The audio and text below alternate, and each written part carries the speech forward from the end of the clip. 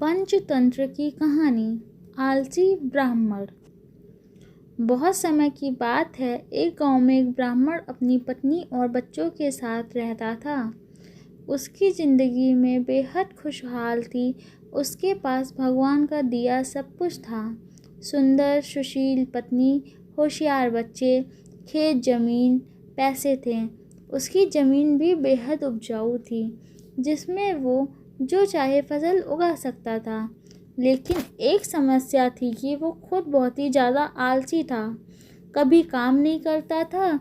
उसकी पत्नी उसे समझा समझा कर थक गई थी कि अपना काम खुद करो, खेत पर जाकर देखो, लेकिन वो कभी काम नहीं करता था।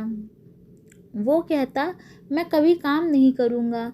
उसकी पत्नी उसके आलस्य से बेहद परेशान रहती थी, लेकिन वो चाह कर भी कुछ नहीं कर पाती थी। एक दिन एक साधु ब्राह्मण के घर आया और ब्राह्मण ने उसका खूब आदर सत्कार किया। खुश होकर सम्मानपूर्वक उसकी सेवा की। साधु ब्राह्मण की सेवा से बेहद प्रसन्न हुआ और खुश होकर साधु ने कहा कि मैं तुम्हारे सम्मान व आदर से बेहद खुश हूँ। तुम कोई वरदान मांगो। ब्राह्मण तो मुँह मांगी मुराद मिल गई। उसने कहा, बाबा, कोई ऐसा वरदान दो कि मुझे खुद कभी कोई काम ना करना पड़े। आप मुझे कोई ऐसा आदमी दे दो जो मेरे सारे काम कर दिया करे। बाबा ने कहा, ठीक है, ऐसा ही होगा, लेकिन ध्यान रहे तुम्हारे पास इतना काम होना चाहिए कि तुम उसे हमेशा व्यस्त रख सको। यह कहकर बाबा चले गए और एक बड़ा सा राक्षसनुमा जिन प्रकट हुआ। वो कहने लगा, मालिक, मुझे कोई काम दो, मुझे काम चाहिए। ब्राह्मण उसे देख के पहले तो थोड़ा डर गया और सोचने लगा। तभी जिन बोला, जल्दी काम दो वरना मैं तुम्हें खा जाऊंगा।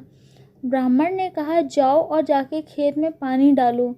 यह सुन के जिन तुरंत गायब हो गया और ब्राह्मण ने राहत की सांस ली और अपनी पत्नी से पानी मांगकर पीने लगा। लेकिन जिन कुछ ही देर में वापस आ गया और बोला, सारा काम हो गया, अब और काम दो। ब्राह्मण घबरा गया और बोला कि अब तुम आराम करो, बाकी काम कल करना। जिन बोला, नहीं, मुझे काम चाहिए वरना मैं तुम्हें खा जाऊंगा। ब्राह्मण सोचने लगा और बोला, तो जाके खेत जोत लो, इसमें तुम्हें पूरी रात लग जाएगी। जिन गायब हो गया। आलसी ब्राह्मण सोचने लगा कि मैं तो बड़ा चतुर हूँ। वो अब खाना खाने बैठ गया। वो अपनी पत्नी से बोला, अब मुझे कोई काम नहीं करना पड़ेगा, अब तो जिंदगी भर आराम हो गया। ब्राह्मण की पत्नी सोचने लगी कि कितना गलत सोच रहे हैं उसके पति। इसी बीच वो जिन वापस आ गया और बोला, काम दो, मेरा काम हो गया, जल्दी दो वरना मैं तुम्हें खा जाऊंगा।